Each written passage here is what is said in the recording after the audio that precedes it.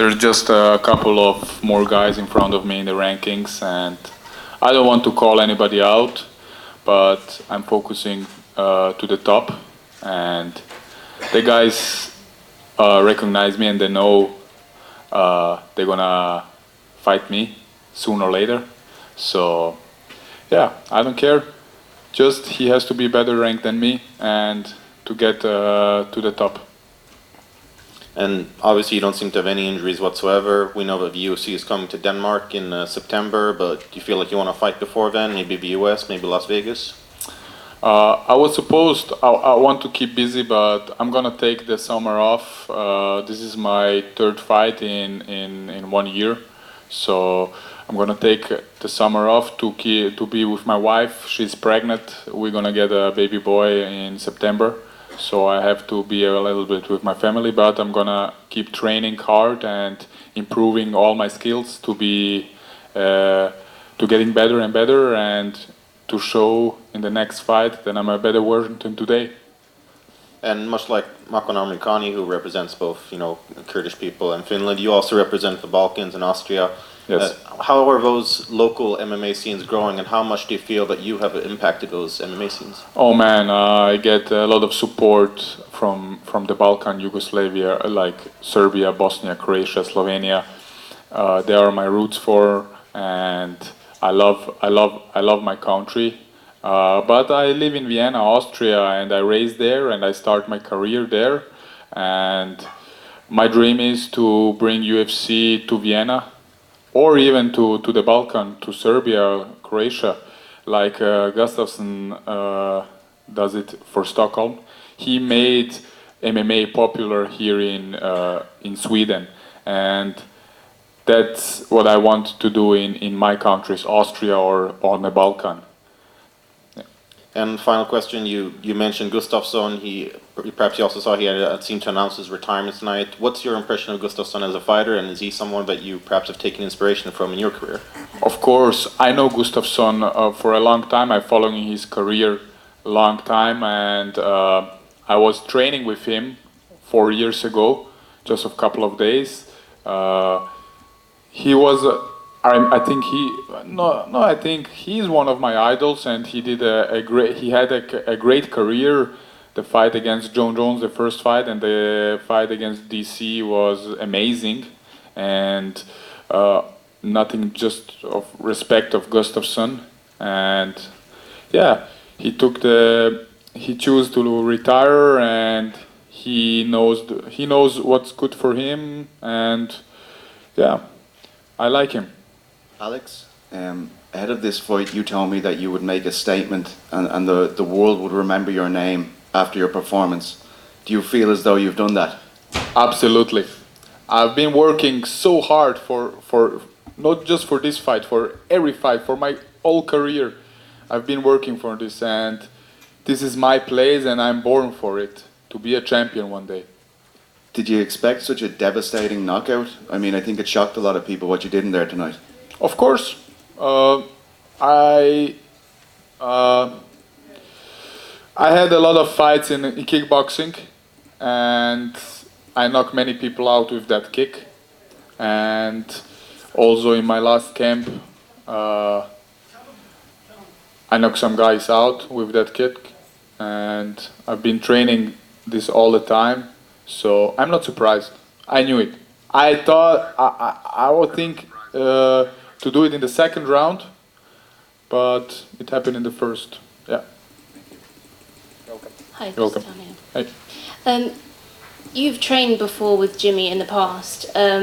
You just said there about that head kick. Did you know that opening was going to be there?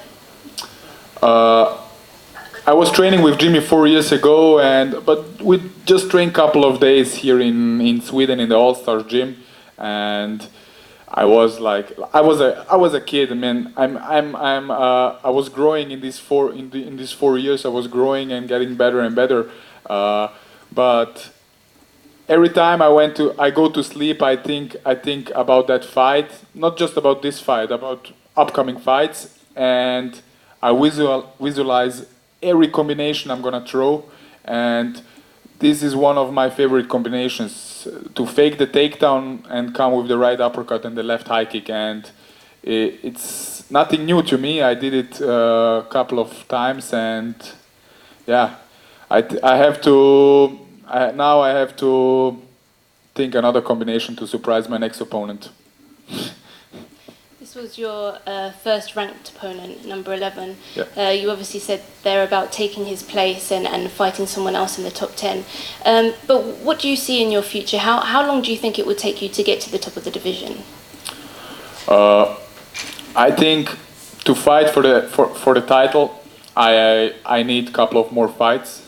I need to improve all my skills, because to take a title fight against John Jones or someone else, it's hard. You have to be prepared, not 100%. You have to be prepared 200%. And I'm 27 years old. I don't want to rush. I have plenty of time. And you see, after every fight in the UFC, I'm getting better and better. And I don't want to rush. I have a great team behind me. My coaches are amazing. We do an amazing job. We study. When I signed to the UFC, we already start to study every potential opponent, and my coaches are studying the top 15 already for a year now, and we're watching all the fights. And I need time, a couple of more fights, but I'm gonna be soon. I'm gonna get the title shot and the win. Alexander, talk us please through the moment of the knockout, because you had a possibility to punch Jimmy in the face when he was out on the ground, but because of the referee interference was a bit slow. Why did you decide to go a walk-off KO?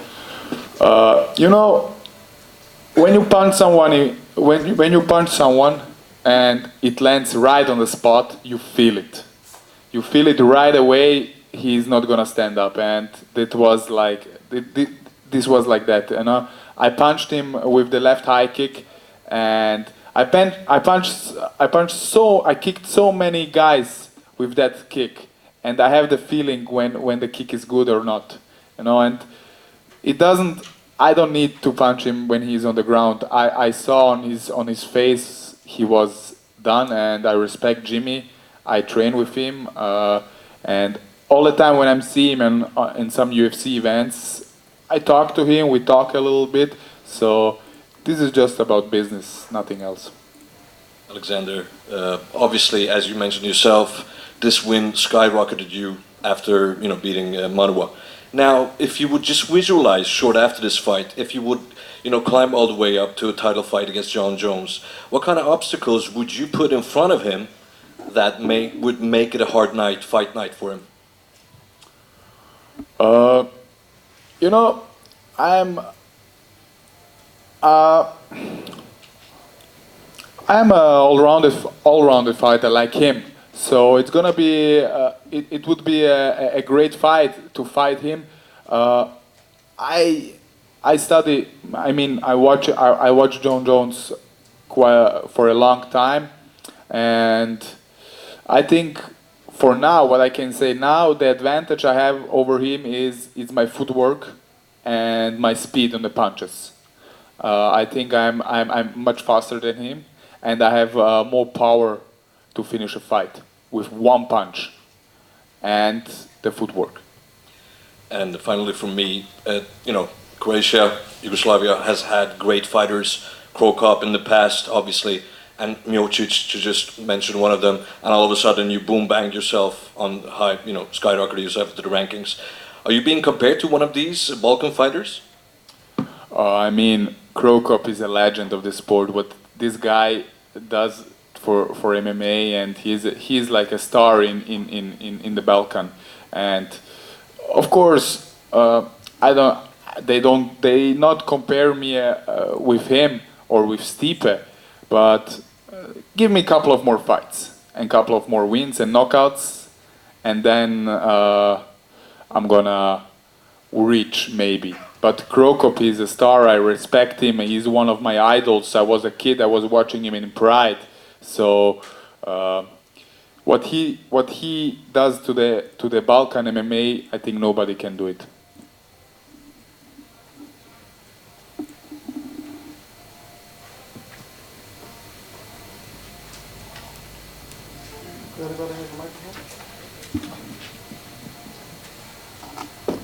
Alexander, are there any prospects from the Balkans, the young MMA fighters, would you recommend UFC to sign with? They have plenty of them.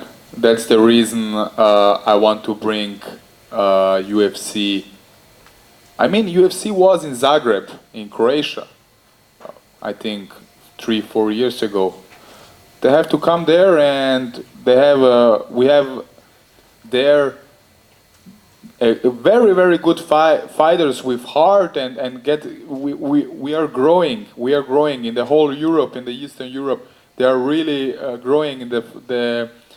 Now we have some good wrestling and grappling and striking over there, and these kids, these guys are on fire. They have heart. They have. They are motivated. They go in to live their soul, and they need a chance, of course. So I would be happy if UFC comes, even to Vienna. Also in Vienna we have good prospects there, and I want to make MMA popular, more popular in Austria and in the Balkan. What do you think about the MMA in Austria for now? Is it a popular sport, like in top 5, or maybe not as much? Not as much. Austria is more about soccer and all about skiing. So I want to be the ambassador for MMA in Austria, to make it popular, to everybody knows what's MMA, and we are growing. We are now 3 fighters from Austria. They are under contract with the UFC, and I think we're gonna be many, many more if we keep doing like that. So we are growing. Did you face any interest in terms of Austrian sports media coming into this fight? I was like a little bit surprised because they didn't support the MMA so much, and that makes me a little bit sad. I was talking to my coaches, and the Austrian media makes me really, really sad because I just beat the top contender, and I am now a problem for the division. And there are a couple of guys and couple of media there who is interesting in me, but they can be a lot of more. Have you got any direct message for them after this win? I hope they open their eyes and realize MMA is a sport and not just a brutal fight. Thank you for me. You're welcome.